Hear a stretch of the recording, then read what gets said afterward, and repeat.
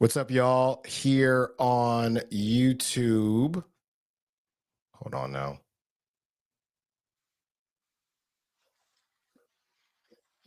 There we go. Starting to do this YouTube thing a little bit more, so hang with me. We are breaking down Willy Adames headed to the San Francisco Giants. And obviously, when you look at everything the Giants have done in recent memory, it hasn't been much, right? It hasn't been much. And you get an opportunity to get a star really in the middle of his prime. Willy Adames coming off a crazy season where he hit 32 dingers and really just balled out from day one. And the Giants needed a shortstop. I'm not going to sit here and disrespect what Tyler Fitzgerald did and everybody else, the Brett Wisleys of the world, but the Giants needed something. And this is exactly what they needed and exactly what they got. Look, I saw the spray chart, and I'll share all this stuff a little bit later. I'm still getting everything out on social media as well, but his home runs, I mean, most of them did travel or would have also been home runs at Oracle Park, which is huge. Everybody talks about, and look, maybe he paid attention to that, right? A lot of people sit there and they discuss, okay, well, even though he hit this many home runs at home or on the road where he was in the NL Central, what does this mean for what he's going to be able to do while he is with the San Francisco Giants? And that power travels, man. That like I said, that power travels like freaking fire miles. And this is something that a lot of people have been waiting for as far as the Giants are concerned. Now you have Matt Chapman. You have now Willy Adames. You're still trying to figure out what second base is going to be. You move on from Thairo Estrada. Thairo Estrada, if you've been following me, Thairo Estrada, I was wrong. I was wrong about Thairo Estrada. I thought he was going to be a guy who, and maybe he still will be, but I thought he was going to be a guy that could hit and be one of those diamonds in the rough that Farhan had really looked for majority of his tenure, but it didn't end up working out. Kind of a weird ending to his time with the Giants. It just kind of happened at the end, and they just really decided, all right, we're going to move forward, and you're not going to be a part of the rest of our future. I'm going to share my screen here to just kind of highlight some of the things when you are discussing Willy Adames. So let's see here, Willy Adames and his stats. So Willy Adames, been a name, 7 years in the league so far. Like I said, he is 29 years old now, and you look at what he's done throughout his career. I mean, 32 home runs. That is the most. He had 31 a couple years ago in 2022, but just a great season from him. Look, I'm old school. I still care about batting average, but 250 these days as a premier position like shortstop. That's not bad. That's not bad. So you got to live with it, especially at a premium position like shortstop. So you get 32 home runs, the most RBIs almost by far of his career. He had 98 in that 2022 season, but, really just kind of smashed some of the seasons he's had in the past. He had 80 in 2023, then he jumps all the way up to 112. He was 10th in MVP voting, which is great to see as well. On base percentage, 331 for his on base percentage. Strikeouts, like everybody strikes out nowadays, so I don't think anybody cares about that too much. Most walks of his career as well, with 74. Not really. He had 21 stolen bases, so look, that's better than nothing, especially with these new rules. So we'll take it. Most hits of his career last season, like I said, most home runs, most doubles as well. So, and it was the most at bats. So it's not like he did it in a small sample size. So you got to be really happy with what you are seeing from Willy Adames. Like I said, you are getting somebody in the middle of his prime, which means that you kind of got to go now. It's a 7-year deal, biggest deal in franchise history, which is kind of what every deal is nowadays with these crazy, don't get me started on the deferred deals from the Dodgers, but with these crazy deals that we're seeing, it's really just par for the course that most of the deals that you see are going to be the biggest deals. So I'm going to move on here and share what Jeff Passan had to say. Jeff Passan, this was a little over an hour ago, breaking. Shortstop Willy Adames and the San Francisco Giants are in agreement on a 7-year, $182 million contract, largest deal in franchise history. Sources tell ESPN Adames, 29, had a career best 32 home runs and 112 RBIs in 2024. The deal, and I know I don't want to give anybody PTSD, but it is pending a physical, so we got to see what happens with the physical. So we're not done yet. We're not done yet. And Umair, I'm not sure how you pronounce that, but Umair is saying on the chat, where was the live show when the A's signed Luis Severino? To be fair, that was right before I had my show on Sacktown Sports. That's what happened there. So don't get on me for that. I would have been there. I would have had something to say, but just unable to because I had to do my live show, and I did talk about it on my live show. So don't try to play me like that. All right. So Jeff Passan, he comes out, and that's what he has to say about the situation. And a lot of people are, excited. If you are a Giants fan, this is something that we haven't had in a very long time.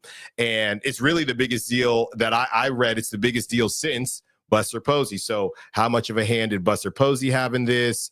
How much of a imprint did Buster have? I've joked that Buster came in, dropped his rings on the table and said, Willie, I think you can take us there. Of course, this is just the first move, right? There are more moves that the Giants need to make. I like what they're doing in the outfield. Jung-Hoo Lee, obviously it was cut short, but what I did see from Jung-Hoo Lee in the lineup as a leadoff guy, I might even hit him at 9. I'm not opposed to that. Like what we saw there, obviously what Elliot Ramos did, his breakout season, Luis Matos, we still think that you could have something there.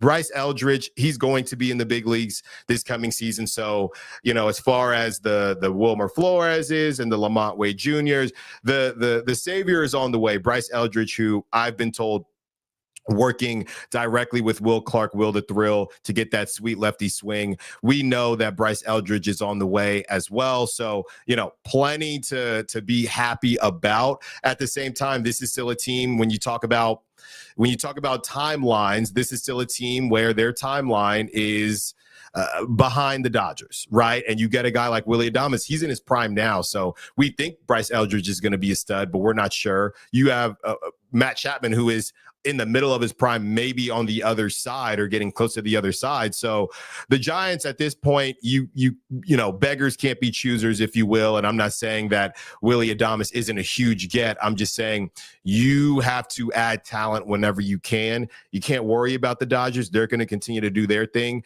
Look at the Padres. I mean, a lot of people said that the Padres were probably the best team.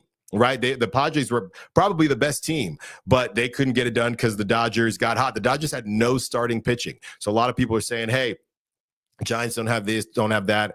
We get it. But anything can happen in Major League Baseball. We saw that time and time again. That's why the Giants got those 3 rings. So, you got to add talent and then just give yourself a chance. And I think that's what Buster Posey is trying to do right now. Let's take a look at what the roster entails right now. So I believe I just shared it. So you take a look at the shortstop position. I mean, you got Tyler Fitzgerald and Brett Wisely. That's just not going to get it done.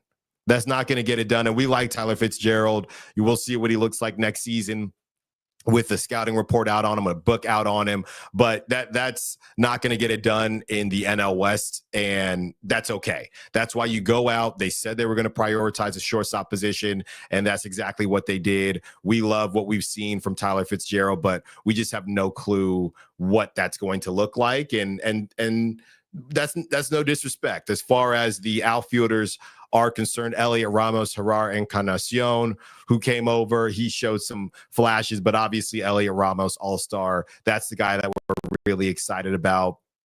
Jung-Hoo Lee as well. Need to see him in a full season. Grant McCray. I like Grant McCray. Younger dude. He can fly. He flashed some pop. He's still got a frame that he's going to grow into. no clue if he's going to be an elite player, but I do think he will be a player, especially in this day and age with the new base ceiling rules. I think that he can change the game that way. I think that's huge for the Giants. Looking at did I already get? Yeah, right field. It's just the same guys. And Mike Yastrzemski, we know what he brings to the table. He, at this point in time, probably shouldn't be an everyday guy for you, but if he is, that's not what you want. Maybe, or I should say, there's a good chance if that is the case, that's because of injury or maybe somebody just not performing the way they should perform. I'm looking at this Giants team as a team that is right in the middle of, we want to make some moves. We want to grow our young players, but we got to put butts in the seats. That's number one. And we have to be competitive. That's number two. So those are the things that I'm looking at as far as the Giants are concerned. And last but not least, I did want to speak on what this means for Marco Luciano. Marco Luciano, look, we thought, and that's why I don't want to get too excited when it comes to Bryce Eldridge, because we've seen this story before as far as